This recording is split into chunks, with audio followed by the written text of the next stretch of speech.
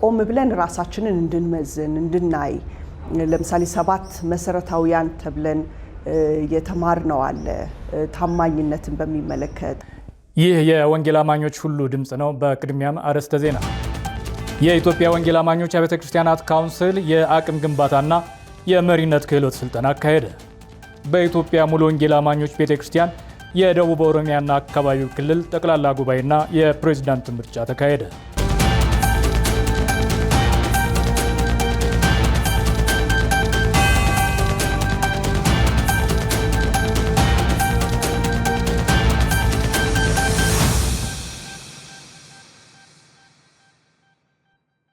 ለዛሬ ከተመረጡ ዜናዎች ጋር አብሬ ቆይታ የማደርገው እኔ ዮናታን ዳዊት ነኝ። በቅድሚያም ወደ ቀዳሚ መረጃ እናልፋለን።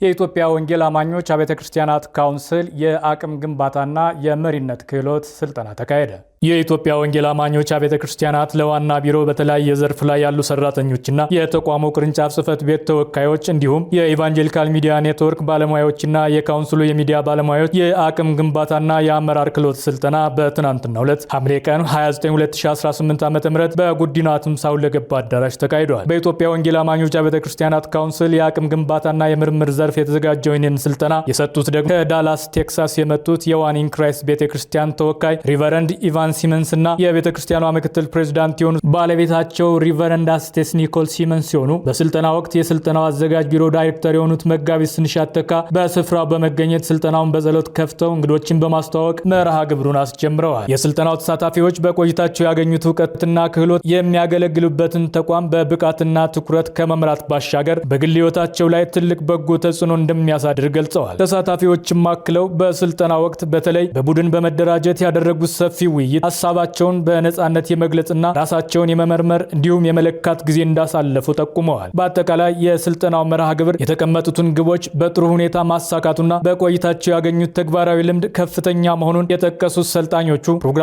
በውጤታማ መጠናቀቁን አረጋግጠዋል። My name is Evan Simmons and I've had the privilege of being here today. ኤቫን ሲመንስ እባላለሁ። ዛሬ ከኢትዮጵያ ወንጌል አማኞች አብያተ ክርስቲያናት ካውንስል መሪዎች ጋር በተካሄደው አውደ ጥናት ላይ በመሳተፌ ትልቅ ዕድል አግኝቻለሁ። ውይይታችን እጅግ ስኬታማና አበረታች ነበር። ስለ መሪነት ባህሪያት፣ ራስን ስለማወቅ፣ ችግር ፈችነትና ውሳኔ አሰጣጥ ላይ ተወያይተናል። በዋናነት ግን ሁሉም ያከናወናቸው ወይም ደግሞ ያየናቸው ነገሮች ውጤታማ የሚሆኑት በጸሎት ሲደገፉ በመሆኑ ያለማቋረጥ መጸለይ እንዳለብን ተምረናል። ራሳችንን ማወቅና አዲስ ነገር ፈጥኖ ማሰብ እንደተጠበቀ ሆኖ በጸሎት መጽናት ሰላምና የበለጠ ማስተዋልን ያመጣል። ለዚህም የካውንስሉን አባላትና የስልጠናው ተሳታፊዎችን በሙሉ አመሰግናለሁ። ስቴሲ ኒኮል ሲመንስ እባላለሁ። የመጣሁት ከዳላስ ቴክሳስ ሲሆን ዛሬ እዚህ በመገኘቴ በጣም ደስተኛ ነኝ። በዋን ኢን ክራይስት ጂሰስ ኢንተርናሽናል ሚኒስትሪ ምክትል ፕሬዝዳንት ሆኜ አገለግላለሁ። ዛሬ ብዙ ነገሮችን ተምሬያለሁ። ስለ ታማኝነት፣ ስለ ጥልቅ ስሜት፣ ከሳጥኑ ውጭ ስለማሰብ። ነገር ግን ከሳጥኑ ውጭ ከመውጣቴ በፊት ራሴ በሳጥኑ ውስጥ ሆኜ ማሰብ እንዳለብኝ ተረድቻለሁ። ታማኝነታችንን ልናጣ እንችል ይሆናል። በእርግጥ ያንን አሳልፈን ሊሆን ይችላል። ነገር ግን የበለጠ አስፈላጊው ነገር ደግሞ መልሶ ማገገም ይቻላል የሚለውን ሐሳብ ወድጄዋለሁ። በእግዚአብሔር ጸጋ እኛ የእግዚአብሔር ሕዝቦች ነን። ፍጹማን ልንሆን አንችልም። ነገር ግን እግዚአብሔር ወዷልና የንስሐ መንገድ ሰጥቶናል። ወደ ልቡ እንድንመለስና ሕዝቡን በመልካም ሁኔታ እንድናገለግል ሁል ጊዜ መንገድን አዘጋጅቶልናል። ሕዝቡን በደንብ ለማገልገል በእርግጥ የእግዚአብሔር ልብ ሊኖረን ይገባል።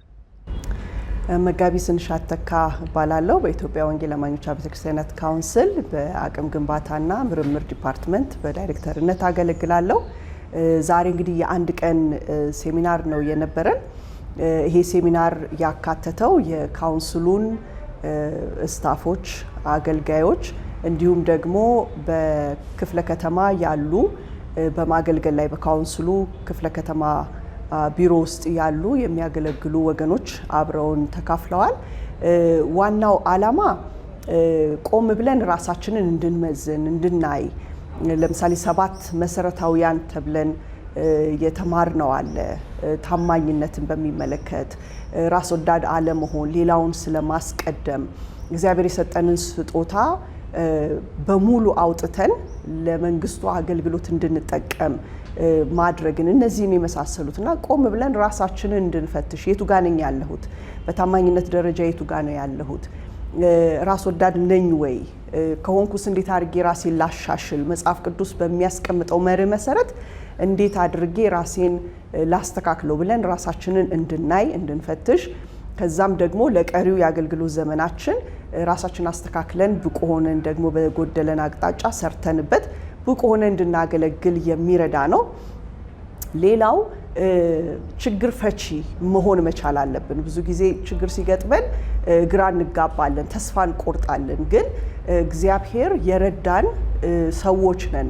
በዚህ ሁኔታ ውስጥ ስንገባ ነገሮቻችንን ጥለን የምንሄድ ሳንሆን፣ ተስፋ የምንቆርጥ ሳንሆን ችግር ፈቺ መሆንን እንድናውቅ እንድንረዳ፣ በተለየ ነገሮችን ማሰብ፣ ሌላም ደግሞ በተለይ ጸልየን ከእግዚአብሔር ደግሞ አቅጣጫ መረከብና በዛ አቅጣጫ መሄድ እንዳለብን የተማርንበት ነው። ማጠቃለያው ላይ ስለ ጸሎት ነበር በጣም ትኩረት ተደርጎ ሲነገረን የነበረውና የምንማራቸው ነገሮች ሁሉ የምንሰራቸው ስራዎች ሁሉ ያለ ጸሎት ባዶ ናቸው። ምናልባት በእግዚአብሔር ቤት በእግዚአብሔር መንግስት ስራ ውስጥ በጣም በቃ ትጉዎች ልንሆን እንችላለን፣ በቃ በጣም ቢዚ ልንሆን እንችላለን። ግን ከጌታ ጋር በጸሎት የምናሳልፈውን ጊዜ የሚተካ ምንም ነገር የለም እና ከሱ መሰዊያ ስር መጥፋት እንደሌለብን፣ መጸለይ እንዳለብን፣ ይሄን ህይወትን የጸሎት ህይወታችንን ማዳበር እንዳለብን መሰረታዊ ነገር እንደሆነ ተምረናል እና በዋን ኢን ክራይስት ጂሰስ ኢንተርናሽናል ሚኒስትሪ በሚያገለግሉት ይሄንን ሚኒስትሪ በመምራት በሚያገለግሉት ሬቨረንድ ኢቫን እና ሬቨረንድ ስቴሲ ኒኮል እንግዲህ 5 ዓመት ነው በየአመቱ እየመጡ በካውንስል ውስጥ መሪዎችን የሚያሰለጥኑልን፣ በልዩ ልዩ መንገድ ስልጠናዎችን የሚሰጡልን፣ ሴሚናሮችን የሚሰጡልን እና ዛሬም እንደዚሁ በዚህ 5 ዓመታቸው ነው ከኛ ጋር። በዚህም ጊዜ ደግሞ መጥተው ይሄንን ስልጠና ሰጥተውናል። እግዚአብሔር አብዝቶ ይባርካቸው። እንግዲህ የሚጠበቅብን ነገር አለ። ሰልጥኖ መውጣት፣ ሴሚናር ወስዶ ተካፍሎ መውጣት ግቡ አይደለም። ግቡ በራሳችን ላይ ለውጥ ማምጣት፣ በምንሰራበት ቦታ በጎ ተጽዕኖ ፈጣሪ ሰው መሆን ነውና በዚህ ደግሞ እንድንገለጥ አደራ ለማለት እወዳለሁኝ። አመሰግናለሁ። በኢትዮጵያ ሙሉ ወንጌል ቤተክርስቲያን የደቡብ ኦሮሚያና አካባቢው ክልል ጠቅላላ ጉባኤና የፕሬዝዳንት ምርጫ ተካሄደ። ተስፋ ኢየሱስ ፍቃዱ ተጨማሪ አለው። ሐምሌ 16 እና 17 2018 ዓ.ም በደቡብ ኦሮሚያ አካባቢው ክልል በተካሄደው ጠቅላላ ጉባኤ ላይ የቤተ እምነቱ ምክትል ፕሬዝዳንት ከ115 አጥቢያዎች የተወጣጡ 100 የቤተ ክርስቲያን መሪዎች ተገኝተዋል። በጠቅላላ ጉባኤው ላይ የ2018 ዓ.ም የሥራ ክንውን ሪፖርት የቀረበ ሲሆን የ2019 ዓ.ም በጀት ዓመት የሥራ ዕቅድ ቀርቦ ጉባኤው በሙሉ ድምፅ አጽድቋል። በመቀጠል የቤተ እምነቱ ምክትል ፕሬዝዳንት የሆኑት መጋቢ ለወየው ስንሻው መለኮታዊ ጥሪ በሚል መሪ ሐሳብ ማርቆስ ወንጌል ምዕራፍ 4 ቁጥር 13 እስከ 14 ያለውን ቃል በመጥቀስ የእግዚአብሔርን ቃል በማካፈል ክልሉን ላለፉት 10 ዓመታት በፕሬዝዳንትነት ያገለገሉትን መጋቢ ተስፋዬ ዋሬ ኃላፊነታቸውን ስለጨረሱ ያስረከቡ ሲሆን ለቀጣይ 5 ዓመት በፕሬዝዳንትነት እንዲያገለግሉ መጋቢ ሳተናው ኡትራ እንዲያገለግሉ የሹመት ስርዓቱን አስፈጽመዋል። ጠቅላላ ጉባኤው በተሳካ ሁኔታ መጠናቀቁ ተገልጿል። በተያያዘ መረጃም የኢትዮጵያ ሙሉ ወንጌል አማኞች ቤተክርስቲያን የደቡብ ኦሮሚያ ስነ መለኮት ኮሌጅ በባይብሊካል ስተዲ በዲግሪ መርሃ ግብር ያስተማራቸውን 18 ተማሪዎች በደመቀ ሁኔታ ለመጀመሪያ ጊዜ ያስመረቀ ሲሆን ከኢትዮጵያ ሙሉ ወንጌል ሴሚናሪ አካዳሚክ ምክትል ፕሬዝዳንት የሆኑት መምህር አዛሪያ ሹሜ ተገኝተው ተማሪዎችን ማስመረቃቸውን የደረሰን መረጃ ያመለክታል። የመሰረተ ክርስቶስ ቤተክርስቲያን እስካሁን 56 ክልሎች ጠቅላላ የመሪዎች ጉባኤ ማካሄዳቸው ተገለጸ። ተስፋ ኢየሱስ ፍቃዱ ተጨማሪ አለው። በመሰረተ ክርስቶስ ቤተክርስቲያን ከሰኔ ወር መጨረሻ ጀምሮ እየተካሄደ በሚገኘው የክልል ጠቅላላ መሪዎች ጉባኤ እስካሁን 56 ክልሎች ጠቅላላ የመሪዎች ጉባኤ ማካሄዳቸው ተገልጿል። ከነዚህ ክልሎች መካከል የሆኑትና በምዕራብ ኢትዮጵያ፣ በምስራቅና መካከለኛው ኢትዮጵያ፣ በማዕከላዊ ኢትዮጵያ የሚገኙ የአዲስ አበባ ክልል፣ ቢሾፍቱ ክልል፣ ሰሜን አዳማ ክልል፣ ወንጂና አካባቢው ክልል፣ መካከለኛው ስምጥ ሸለቆ ክልል፣ አዋሽ ሸለቆ ክልል፣ ምዕራብ ሐረርጌ ክልል፣ አርሲና አካባቢው ክልል፣ ባሌ ሮቤ ክልል፣ ምስራቅ ኢትዮጵያ ክልል፣ ጊዳ አያና ክልል፣ አጋምሳ ክልል፣ ኪረሙ ክልል፣ ሃሮ ሊሙ ክልል፣ ሊሙ ክልል፣ ኤባንቱ ክልል፣ ኤሎ ክልል፣ ደንገብ ክልል፣ ሻምቦ ክልል፣ ጃርቴ ክልልና አሙሩ ክልሎች ባሳለፍነው ሳምንት ነው ጠቅላላ ጉባኤያቸውን ማካሄዳቸው የተገለጸው። በክልሎቹ ጠቅላላ ጉባኤ ላይ መሪዎች በጋራ በጌታ ፊት የጸለዩ ሲሆን ጤናማ መንፈሳዊ እድገት፣ መንፈሳዊ ስልጣንና የቤተ ክርስቲያን አሰራርን አስመልክቶ ትምህርትና ስልጠና ተሰጥተዋል። በዚህም የመሪዎች ጉባኤ አባላቱ ሲደሰቱ ዋናው ቢሮውን በመወከል በስፍራው የተገኙት አገልጋዮችም እግዚአብሔርን አመስግነዋል። በጉባኤዎቹ ከቀረቡ ዋና ዋና አጀንዳዎች መካከል የ2018 ዓ.ም የስራና የኦዲት ሪፖርት፣ የ2019 ዓ.ም እቅድና በጀት፣ የአገልጋዮችና የድጋፍ ሰጪ ሰራተኞች የደሞዝ ጭማሪ፣ ታሳቢ አጥቢያዎች ወደ አጥቢያነት ማሳደግ፣ የዋና ጸሐፊ ምርጫ ማካሄድ፣ ከአሁን በተሻለ ሁለንተናዊ እድገት ማምጣት፣ ኃላፊነታቸውን በተገቢ መንገድ ለተወጡ አጥቢያዎች የባርኮትና እውቅና ምስክር ወረቀት መስጠትና ሌሎች አጀንዳዎችም ይገኙበታል። በቀረቡት አጀንዳዎች ላይም ተገቢ ውይይት በማድረግ ውሳኔ ተሰጥቶባቸዋል። ባሳለፍነው ሳምንት ጠቅላላ ጉባኤያቸውን ባካሄዱ ክልሎች በቀረበው ሪፖርት መሰረትም በመቶ ሺዎች የሚቆጠሩ ሰዎች ወንጌል መስማታቸውንና ከ40 ሺህ በላይ የሚሆኑት ደግሞ ጌታ ኢየሱስን እንደ ግል አዳኛቸው አድርገው መቀበላቸውን፣ የቤተ ክርስቲያኒቱ ምዕመናን ወጥነትና ቀጣይነት ያለው የእግዚአብሔር ቃል እንዲማሩ መደረጉን፣ ተተኪ መሪዎችን ለማፍራትና ለማብቃት የተሰሩ ስራዎችን በልጆች፣ በእህቶች፣ በወጣቶችና ሌሎች አገልግሎቶችም እግዚአብሔር በብዙ ፍሬ አጥቢያዎችን መባረኩ ተገልጿል።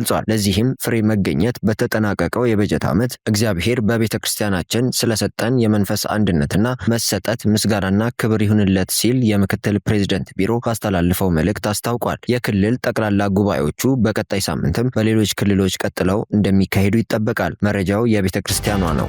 የኮሬብ የጸሎትና የወንጌል አገልግሎት የ2018 የአራተኛ ዙር አገልግሎቱን ማጠናቀቁን አስታወቀ። አና ንጉሴ ተጨማሪ አለው። ከ25 ዓመታት በላይ በተለያዩ የሀገራችን ክፍሎች ቤተክርስቲያንን የማነጽ ስራ ሲሰራ የቆየው ኮሬብ የጸሎትና የወንጌል አገልግሎት በ2018 ዓ.ም በተለያዩ የሀገራችን ክፍሎች ለማገልገል አቅዶ ሲሰራ የቆየ ሲሆን የዚህን ዓመት የመጨረሻና አራተኛ ዙር አገልግሎቱን በሐምሌ ወር አጠናቋል። የአራተኛ ዙር አገልግሎት የመጀመሪያ መዳረሻውን ሐዋሳ ያደረገ ሲሆን በሐዋሳ ሙሉ ወንጌል ቤተክርስቲያን አዲሱ ገበያ አጥቢያ የአገልግሎቱ መሪ የሆኑት መጋቢ ዓለሙ አለይቆ አገልግለዋል። ከዚህም በመቀጠል በዲላ ሙሉ ወንጌል ቤተክርስቲያን ለአገልጋዮች የትምህርት ጊዜ ተሰጥቷል። ቡሌ ሆራ ወይንም ሀገረ ማርያም ሙሉ ወንጌል ቤተክርስቲያን በተካሄደው የአገልጋዮች ትምህርታዊ ኮንፈረንስም እግዚአብሔር መልካም ጊዜ እንደሰጣቸው የአገልግሎቱ መሪ መጋቢ ዓለሙ አለይቆ ተናግረዋል። የአራተኛ ዙር የመጨረሻ አገልግሎት በያቤሎ ከተማ የተካሄደ ሲሆን በቀጣይ ዓመትም ይሄው አገልግሎት ተጠናክሮ እንደሚቀጥልም ተገልጿል። መረጃውን ከአገልግሎቱ አገኘ ነው። የኢትዮጵያ ቃለ ሕይወት ቤተክርስቲያን የስነ መለኮት መምሪያ የመጽሐፍ ቅዱስ ተቋማት የሥራ ኃላፊዎች ስልጠና ተካሄደ። ተስፋ ኢየሱስ ፍቃዱ ተመልክቶታል። ከሐምሌ 27 እስከ ነሐሴ 1 ቀን 2018 ዓ.ም በሐዋሳ ሐይቅ ዳር ቃለ ሕይወት አጥቢያ ቤተክርስቲያን ከሙያ አልባ መምህር ወደ መምህር አልባ ክፍል ወይስ የመምህርነት ሙያና የትምህርት ጥራት በኢትዮጵያ በሚል ዋና ርዕስ በሚካሄደው ስልጠና የትምህርት ጥራትን ማሻሻል፣ በስነ መለኮት ተቋማት የመምህራንና የአመራሮች ሚናን ማጠናከር ላይ ትኩረት ይደረጋል ተብሏል። ከዚህ በተጨማሪም ከሐዋርያነትና ከነቢያት አገልግሎት ጋር ተያይዞ ሊኖር የሚገባውን መጽሐፍ ቅዱሳዊ አቋም በስፋት ውይይት እንደሚካሄድበት ታውቋል። መረጃውን ከቤተክርስቲያን ተገኘ ነው። ለዛሬ ከያዝንላችሁ መረጃዎች ወደ መጨረሻው ስናልፍ የክርስቲያን ዲፕሎማሲ ሰብአዊ ድጋፍ ዓለም አቀፍ ጉባኤ በደቡብ አፍሪካ ተጠናቀቀ። ናትናኤል ጌታቸው ተመልክቶታል። ጉባኤው በግሎባል ኮሚሽን ፌሎሺፕ ዓለም አቀፍ ቢሮ በአፍሪካ ቢሮና በደቡብ አፍሪካ ቢሮ በጋራ የተዘጋጀ ሲሆን በአፍሪካ ለክርስቶስ 2030 እንቅስቃሴ ስር ከተለያዩ የአፍሪካና የዓለም ሀገራት የመጡ የቤተ ክርስቲያን መሪዎች፣ ዲፕሎማቶች፣ የሰብአዊ ድጋፍ ተቋማትና የሲቪል ማህበራት ተወካዮች በስፋት ተሳትፈውበታል። መላው አፍሪካ ክርስቶስን እስክታውቅ ድረስ በአንድነት እንስራ በሚል መሪ ቃል የተካሄደው ጉባኤ የወንጌል ስርጭትን ማጠናከር፣ የክርስቲያን መሪዎችን ማብቃት፣ ቤተ ክርስቲያንን ማጠናከርና በሰብአዊ አገልግሎት ዙሪያ ያለውን ትብብር ማሳደግ ዓላማ አድርጎ ተካሂዷል። ለሁለት ቀናት የቆየው ጉባኤ በመንፈሳዊ አመራር፣ በሰላም ግንባታ፣ በሰብአዊ ድጋፍ፣ በቤተ ክርስቲያን ልማትና በአፍሪካ አቀፍ ትብብር ዙሪያ ሰፊ ውይይቶችና የስትራቴጂ ስብሰባዎች ተካሂደዋል። በመዝጊያው ስነ ስርዓት ላይ የጂሲኤፍ ፕሬዝዳንት ዋና ስራ አስፈጻሚ ፓስተር ዶክተር ወንድማገኝ አሰፋው አፍሪካ ለክርስቶስ 2030 ራዕይ የመላው የክርስቶስ አካል የጋራ ጥሪ መሆኑን በመግለጽ በመላው አፍሪካ ያሉ ቤተ ክርስቲያንና የክርስቲያን ተቋማት በአንድነት በመስራት የወንጌል ተልዕኮን እንዲያፋጥኑ ጥሪ ያቀርበዋል። በመጨረሻም የጉባኤው አዘጋጆች ለሁሉም ተሳታፊዎች አጋር ተቋማት ምስጋና በማቅረብ የአፍሪካ ለክርስቶስ 2030 ራዕይ እንዲሳካ የሀገሪቱን ቤተክርስቲያን ትብብራቸውን እንዲያጠናክሩ ጥሪ አስተላልፈዋል። መረጃው የጂሲኤፍ ሚዲያ ነው። ክቡራን ተመልካቾቻችን ለዛሬ የተመረጡ መረጃዎቻችን እነዚህን ይመስሉ ነበር። መረጃዎችን በማዘጋጀት እና ወደ እናንተ በማድረስ እኔ ዮናታን ዳዊት ከመላ ስቱዲዮ ባለሙያዎች ጋር አብሬ ቆይታ አደረግኩኝ። ከቀሪ የኢቫንጀሊካል ሚዲያ ኔትወርክ ፕሮግራሞች ጋር መልካም ቆይታ እንዲሆንላችሁ ከወዲሁ እመኛለሁ።